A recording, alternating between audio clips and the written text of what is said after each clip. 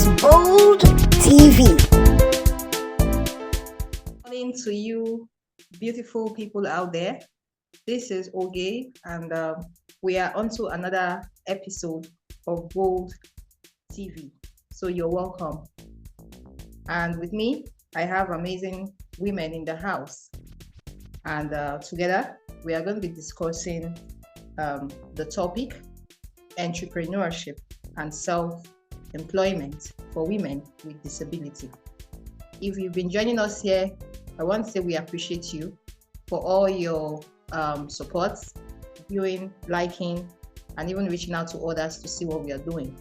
We appreciate you. Yes. So the ladies in the house will get to introduce themselves before we dive into the topic of discussion. Good morning to our esteemed viewers. Thank you for joining us today again. My name is Oluwatomi Adeyesa. I'm a visually impaired person who is based in Abeokuta, Ogun State. I'm a journalist, a disability inclusion facilitator, gender rights advocate, the executive director of Popular Abilities Initiative, amongst a whole lot of other things. It feels really good to be here today. Thank you. Hi everyone, good morning. My name is Reki Andrew Etienne. I'm based in Port Harcourt in Rivers State. I use a wheelchair from spinal cord injury, the Idio Faker Foundation, and a member of Bold Hearts Initiative. Welcome. Thank you so much. Yeah, so I will get to introduce myself before we continue. My name is Coach Oge Passion. I'm a health and wellness coach, and I show people how to live a more healthy and wealthy lifestyle from the comfort of their homes. I am an amputee, an above-knee amputee, and I reside in Makurdi, Benue State. It's so good to be here. Okay, so if you've been joining us, we also appreciate your support in whatever way that you can. Yes, support in saying that this product is always available to you. It could be material resources, it could be your time, it could be sharing it and reaching out to others in any way at all. Okay. All right, so we're looking at the topic, entrepreneurship and self-employment for women with disabilities. I believe you know that there is a slight difference between entrepreneurship and self-employment. Every entrepreneur is self-employed, but not all self-employed are entrepreneurs. So the women in the house, please, I would love you to do some justice to the topic. What is entrepreneurship? Okay, over to you, Thomason. Okay, and entrepreneurship simply means the act of selling goods and services for profit making. That's the art. It's an art, it's a skill, it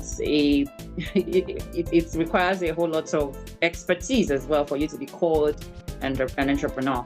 You may have business, you may know how to sell, but if you have not actually practiced it and you're practicing it, you're seeing the profits, the loss margin, you're trying to catch up with trends in the market, you do not qualify to be actually called an entrepreneur. So it's the art of buying goods and services, or selling goods and services, let me put it that way, buying and selling goods and services.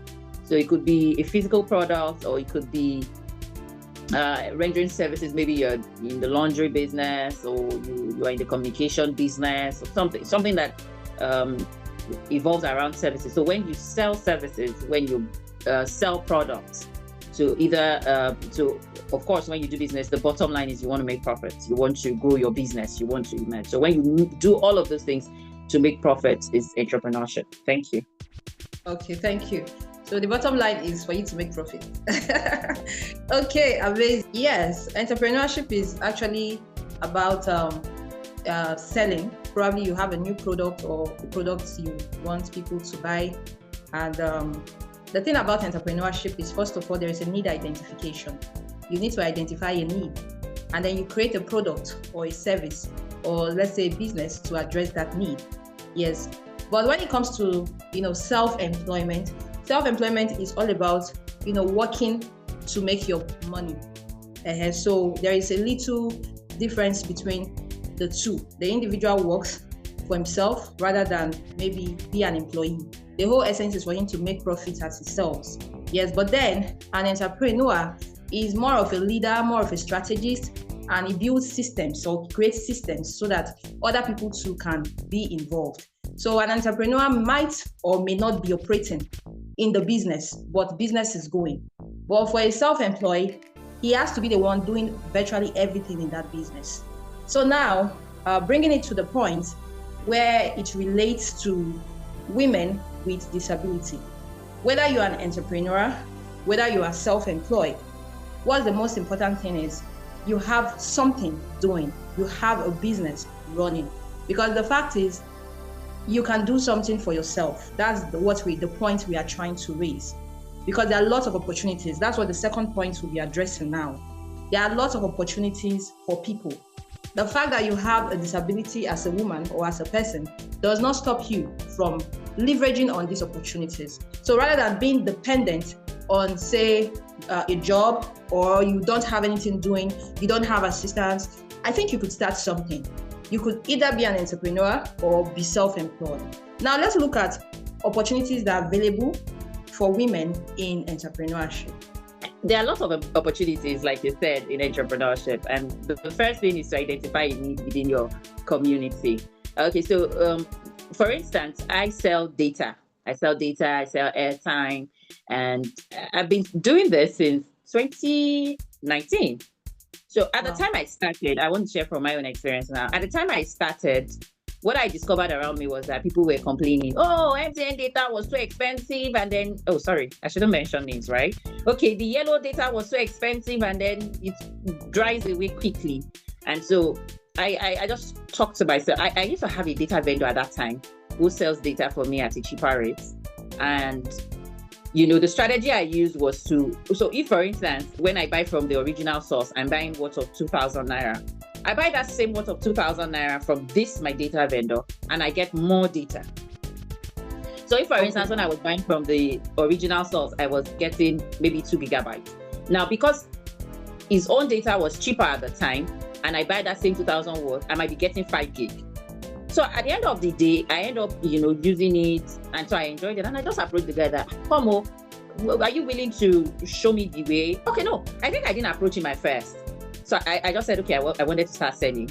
And then I just put a token. I think it was 50 naira I added to the cost price I was buying from him at the time. And then when people wanted the data, I just sent them, I sent their number to him. He credits them, but they pay me, Okay. So as the time went by, I now saw that the guy also does more like a retail sale. So if you want to resell, he does something like that. And then I approached him, and then I joined the website, and it continued like that. And at some point, I had to bring down the price of my own data because I was now buying from the source. I was buying in bulk, and today that still continues. And that brings me to the angle of drop shipping as something that you can do as an entrepreneur. Now, what I did at the time is known as drop shipping. You know where the thing is coming from. You are not even leaving the comfort of your own home. Your own is to see it, put a little token for yourself, get the customer that wants to buy. The customer pays to you, and then you go to the manufacturer, whoever you are selling that product with, pick the product at the price they are selling, you pay the person, you send the whatever to the customer, you give them the address of the customer to deliver to the customer, and everybody's happy. So that is an opportunity for entrepreneur. It's really out there. You see people do it a lot of times. And there was a time I wanted to try it with all these abaya outfits. I used to like the way somebody posted it, and so I could pick from our own status, put on my status, or probably even have a conversation with her that, okay, I want to be selling these things. Since you sell in bulk, just give me your pictures. I post on my own status, using social media as well to ensure that you can do. And as a woman with disability, the opportunities that abound in dropshipping is that you don't really have to stress yourself. Yeah. You don't even need to know the manufacturer, and then you can have so many vendors. You can do so many things. You are not limited because of funds. You don't need capital per se to start dropshipping. You can just use your regular data, use your regular phone that you're using, even, show people around, put on your Facebook, your WhatsApp status. You don't really need any huge capital to start that. So I think that's an example or an opportunity in entrepreneur that I will be sharing. Thank you. Wow. This is so impressive. I really love the fact that you shared from your experience. Like I said previously, all entrepreneurs are self-employed, but not all self-employed are entrepreneurs. So you've been into self-employment where you saw probably something that is nice, and then you began to promote it and made your profits. That's self-employment, yes. So, and then it's something that anyone can do.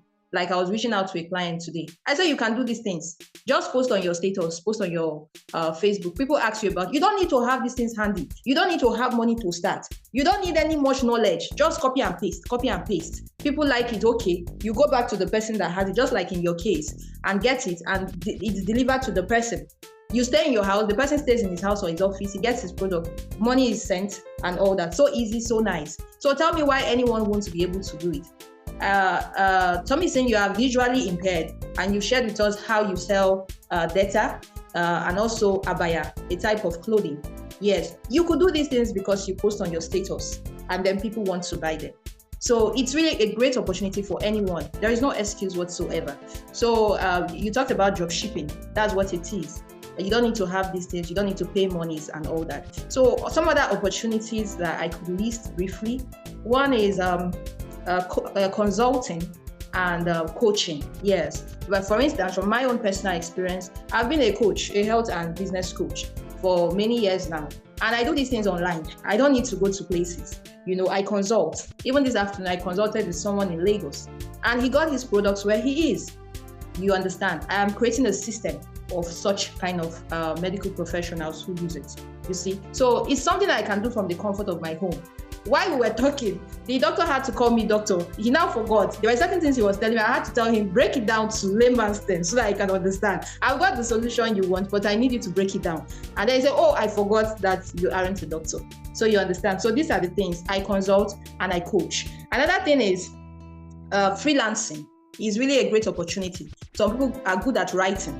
You can be a writer, an editor, a virtual assistant, a web designer, or manager, or a developer, you know, and all that. These are opportunities. Another very important thing that women with disability can leverage within the disability community is being able to access products and services that probably are difficult for people with disability. For instance, now, you know that someone is on wheelchair. Probably the wheelchair is difficult to access in that particular area you are. You make accessibility, you make it possible for people to buy from. You can go into selling of wheelchairs, selling of all of these disability gadgets. It could be amputees, they need crutches, they need an artificial limb. You don't need to have those things. You can just connect with someone, probably a health professional who is into selling of those things or manufacturing of those things, and make it possible for other people with disability in your community to have access to it. It's as simple as that. Or for instance, you could be putting out things about people with disability on social media. Oh, I'm a person with disability. And you put out posts that addresses that. If someone has a disability, they already know you. They reach out to you, they call. Please, how I have a family member or friend who had an accident or something and is a person with disability now. How can we go about it? What support can you give to us? Who can we contact? They reach out to you. So there are lots of opportunities in the disability community. And as simple as selling probably artisanals or creative materials like jewelries, fashion designing, and all of those things. You can get involved in such things, put it out on social media, and people are buying your product. So there's really no reason for you to give excuses that you can't do this because you have a disability. No, the world has gone global and it's easier for us now. Okay. So I think we've really buttressed that point a lot. Yes, about the opportunities that are available for women with disability in entrepreneurship, or the fact that you are self-employed, just like Tommy said. Yes. Okay, so the next thing we're looking at now is limitations that could be faced by women with disability in entrepreneurship. Okay, so I'm throwing this open to the house. Anyone can get to speak about it first. What do you think are the limitations or challenges women with disability face in entrepreneurship? Okay, sorry for bringing cold water, but I think most people are self-employed. They are not entrepreneurs. Yes. That's the truth. Whether we like it or not, even what Yes. to me describe is self-employment. It's not entrepreneurship. Yes. Entrepreneurship has a lot of structure and it has a lot of innovation. And it's like you want to start a business on a serious level where you have a business plan. You have different things that you've done, feasibility studies, like you're taking it seriously. Self-employment is like, oh, I just want to work for myself. And then it's more like yourself. Most times, a person who is self-employed can have a team, but usually doesn't expand beyond, oh, I just want to work for myself. When you take it into structure, then you want to do entrepreneurship. That's where you're now talking about capital investment, equity, those kind of things. So for me, what I would say is this. Any person, and the truth of the matter is that the disability community is heavy on the informal sector, which is you have a lot of people who are doing small small enterprise. So you have the SMEs. Most of them are on the level of small enterprises. So what I would say is that the limit to that is when you remain at small and you stay at small, you cannot access a lot of funds that may be out there. So let me give you an instance. So there was a young lady then, she was in Nigeria and she has been on Bolt TV quite a bit, Bola. So she's a shoemaker. She learned it as a skill. She's a lady with disability. She has polio. So she learned it as a skill. But then she didn't want to stop at just doing, the small thing. She wanted to be able to structure her company so that she can access loans, she can access credits, and access a lot that is available in different schemes. So you hear things like Bank of Industry, you hear things like CBN is doing this and that, Bank of Agriculture, you hear all those kind of things. So the only way she knew that she could access the loan was to give her idea, her skill, more structure, so that she became credit worthy. So for me, I think that a lot of persons with disabilities that have found themselves stuck in the small need to be able to see themselves as viable enough to structure their businesses so that they can begin to access these opportunities, these credits, these loans, and then they're able to expand their businesses to compete on another level. So what I did was that it really helped her. She had to make a lot of inquiries because she was interested in two things. She wanted to expand her business so that she could have a shoe making factory. She also wanted to be able to do export of the shoes that she does locally. So that is vision. So another limit I see is in that space is a lack of vision of where you want to take this. So I'm using that story because it's a story that I know. It's not my story, but it's a story that I know and she shared it and I saw it happen live. So she began to find out, what do I need to do to be able to access and all that. So she had a vision. So when she was able to get structure, just to show you how much of an entrepreneur she is, because it involves taking risks. So that's another limitation I see. People don't want to take the risk. Bola lived in Port Harcourt, but when she did her feasibility study and she did her business profiling, she found out that to be able to have a viable business, a shoe factory, she couldn't do it and break even in Port Harcourt. She relocated to Ibadan because there she'll be able to find, number one, cheaper labor, cheaper power. She'll be able to get land that was cheaper for her to be able to build her factory. Please, I'm talking about a woman with disability. In case somebody's thinking, no, I'm trying to explain. As long as listen to me, they think I'm far. I'm talking about somebody. Bola or something. No, I know her. So, just to show that if you want to be a true entrepreneur, you have to be innovative. You will take, except you want to just remain at self-employment and play it small. So she did all those things, and she was able to access loans. She was able to buy, and the loan was not because sometimes I see a lot of people, I'm a businessman. You even give them the funds, and then they now say, hunger was killing me, so I bought rice and things like that. So she took the monies and the credit and was able to buy machines so that she could improve her productivity. So to cut this long story short, what I'm trying to say is that the limits that I see in the disability community mainly stem from fear of how will I compete with others, lack of vision. Will people take me seriously? They don't see themselves beyond disability, and lack of structure. It can be very limiting. So let me stop there before I hog the conversation too much. Okay. Okay, thank you so much. I love the points you shared about Bola. And I also love the fact that you say a lot of people confuse self-employment to mean entrepreneurship. The fact is that entrepreneurship begins from being self-employed first of all, where you start small. At that point, your first motive is for you to make profits. You do most of the activities yourself, but as your business begins to grow, a lot of people begin to identify with you, know what you're doing. There is a lot of demand for your products. You need to expand. And that's when you now become enterprising. You are an entrepreneur. It's not by your personal efforts again. You could have a system. You create a system where people can work for you. Just like in the case of Bola. When she found out that her business was expanding, she changed location. She also needed probably cheap labor and other things. She had to, become a proper entrepreneur.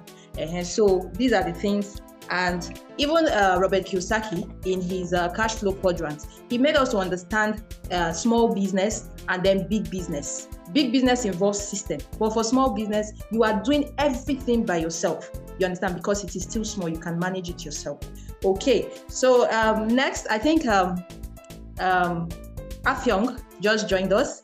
You're welcome, Afyong. We are now discussing the limitations that are faced by women with disability. If you have anything you can tell us about that, the floor is open. Thank you.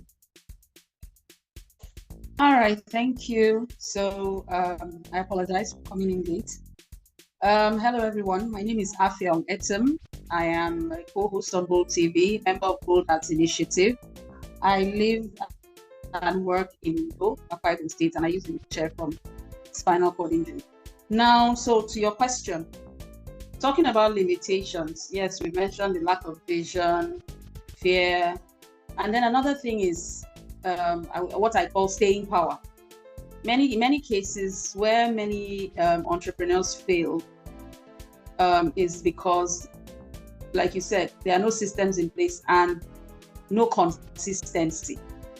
I see it a lot. I think as part of Fair Care, we've done some of the projects we've handled where women with disabilities have been empowered. I've seen cases where some people from the get-go, they had a plan. They came in, they knew what they wanted, and once they were given the opportunity, what they say, opportunity meets preparedness. Immediately they got the opportunity, they hit the ground running, and months and years down the line, they are still going because the plan was already in place. They knew, okay, this is what I'm going in for. So they were prepared, and they were ready to be consistent, because without consistency, you can't go far. The minute you hit a snag or something goes wrong, you will back off. You will back out, and then you make excuses for not being able to continue.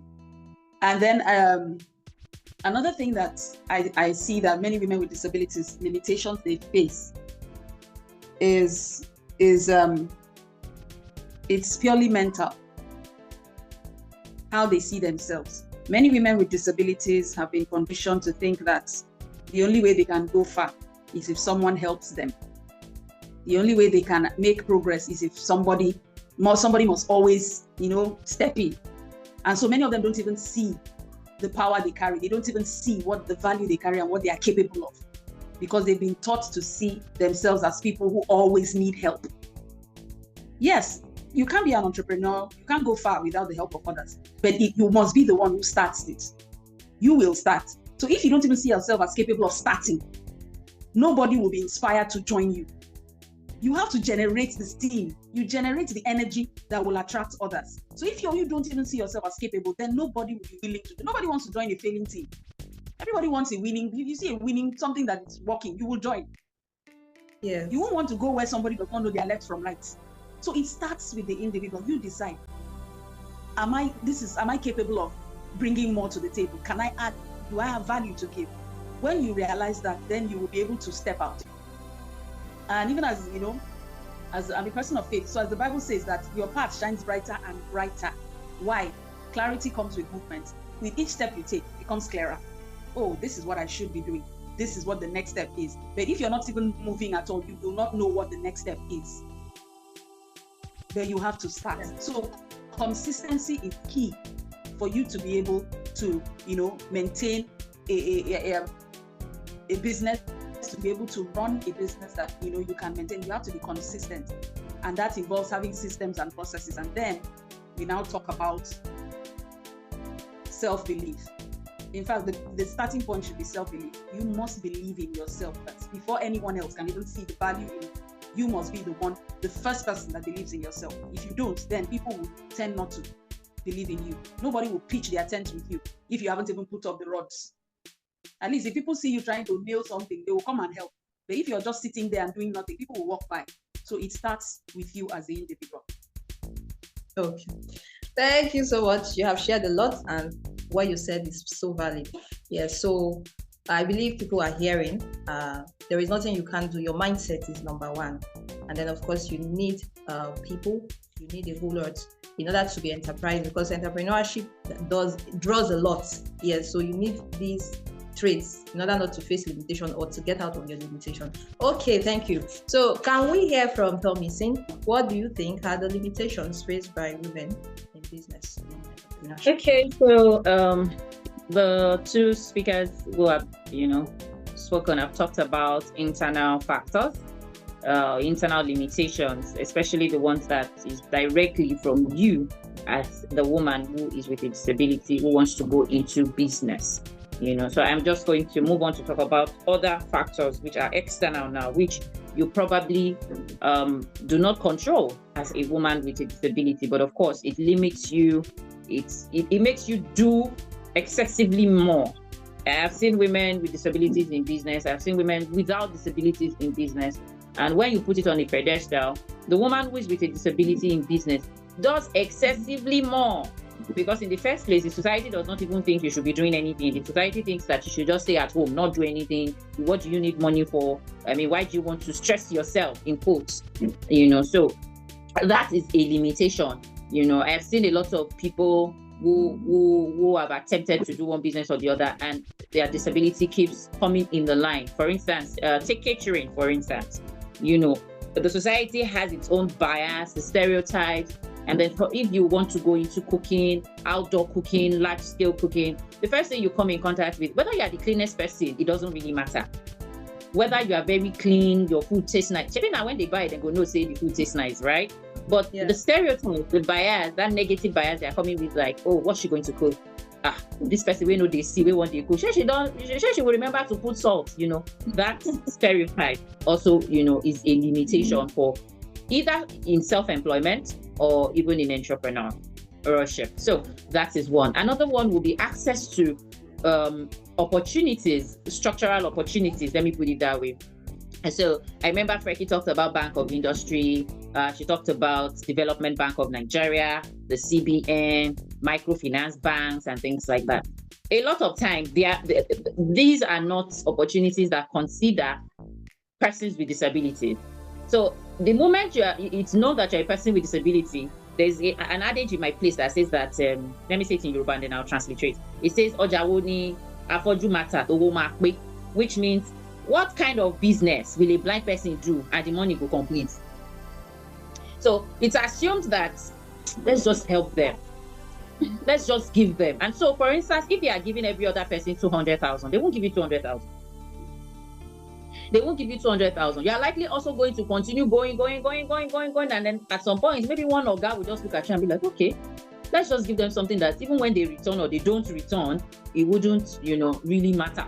Or they just contribute. I've seen these things happen, or they just contribute within the member of staff and then give you and then say, okay, and no check back and all of those things. Now, let me give you an example. I did an NDE training at some time, and we went for our graduation. When everybody was receiving their startup kit, some people got oven. That was where I learned how to bake. People got oven, people got, mixers. And when it came to those of us who are persons with disabilities, we got nothing on that day. All they told us was that the government was looking at a special package. Until today, as I speak, that special package has not come. And this is me that even before I left the academy, I was already baking. I was already displaying on our WhatsApp group. I was already showing them, what it feels like. I was enjoying the course. So if I wasn't privileged, for instance, or I didn't have other means of getting finances, do you know what that means to me? It means that whatever it is I wanted to do, that dream has just been, shattered on the basis of discrimination. Let me put it that way. So these are some of the limitations that also comes, and it hinders a woman or a person with disability from actually reaching that point where they really want to be. So if there are no support structures that considers that, oh, you are also human, so let's see, can you, if you are requesting visibility study from everybody, request visibility study from me too. Let me show you that, okay, this is actually what I want to do, and I'm good at doing it before at least you disqualify me, on the basis of my disability. So these are some of the limitations that I think, especially on the external part, that limits, women with disabilities going into full-time entrepreneurship or self-employment. Thank you. Yes, thank you. You have spoken a lot, and I also like your personal experience, being the fact you learned baking, but you're not given all the support you needed in order to grow that business. Okay, so these are the limitations. Let's open. What are the way forward? How can we help people with these limitations? The floor is open, please. Okay, so let me go first because I want to sign out gradually. So the first thing I think we can do is, if you're a woman with disability and you don't have anything doing right now, like you don't have anything doing, no self-employment, you're not even tapping anywhere, that is not good enough. That is not good enough. So whatever it is, just start something. It might be you selling your skill, like Passion, as I highlighted earlier, the coaching, the consulting, that's a skill. It might be you selling a product. It might be you getting other people's product to sell or manufacturing your own. I know a lot of visually impaired people who make soap, who make daily care products and things like that. It might be something like that. So learn something and try something. Now, if you are already in business and then you're going through a lot of limitations, or you want to expand, or you're considering all of these limitations that we have talked about. Now, fear is in the mind. Nobody ever grows in business without having the ability to aim high or take risk. So having at the back of your mind that it's not black and white, it never comes black and white. Sometimes it could be orange, sometimes it could be blue, sometimes it could be black, it could be white. But whatever it is that it's going to be, have it at the back of your mind that you can overcome it. And so when you are able to overcome that fear, you're able to put yourself out there more. Trust me, a lot of these limitations that we have highlighted will not matter. The government giving you loans will not matter because you will go all out and beyond to get the money. If government no do, you go private sector, you prove your work there. If that one self no do, you go look for what's the word now? The accelerator programs that you can attend and would kind of put you out there. You could apply for business grants. A lot of people don't even know that they are business grants, right? You only think grants are for NGOs. No, it's not only NGOs that have access to grants. If you are in business and what you're doing, you're able to show that, oh, this is making impact in the community. This is building people, this is building structure, building systems. You get business grants. So it means that you just have to be able to see it as something big, something better, and then you can go all out to ensure that you're able to overcome limitations. Even the Dangotes, even the $10, even Bola that we have made an example of on this show. I'm sure if you still ask her today, she still has challenges that she goes through every day that she has to overcome in order to stay on top of her business. So it's not because you're a woman with disability, that's why you're experiencing challenges or limitations. It's not because it's just life.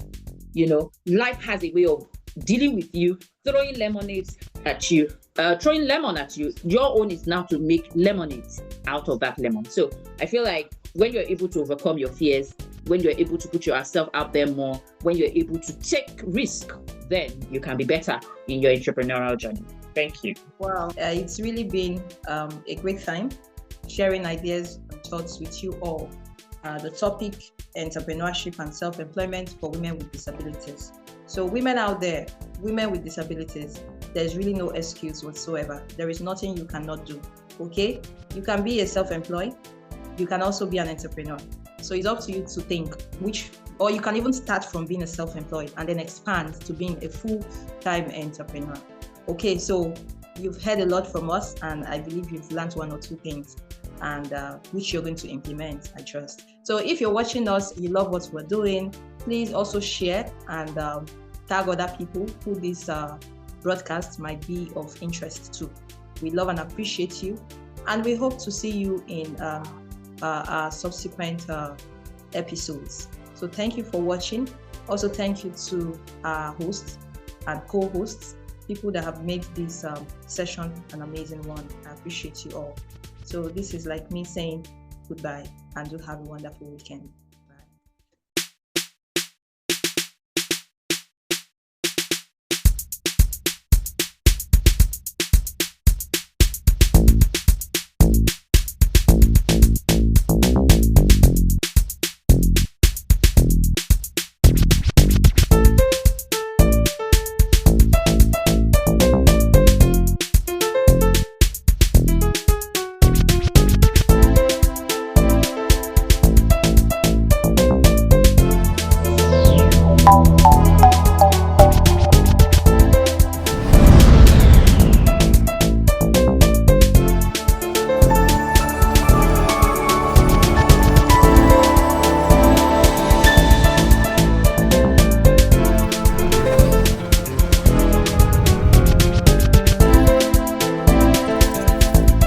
This is Bold TV.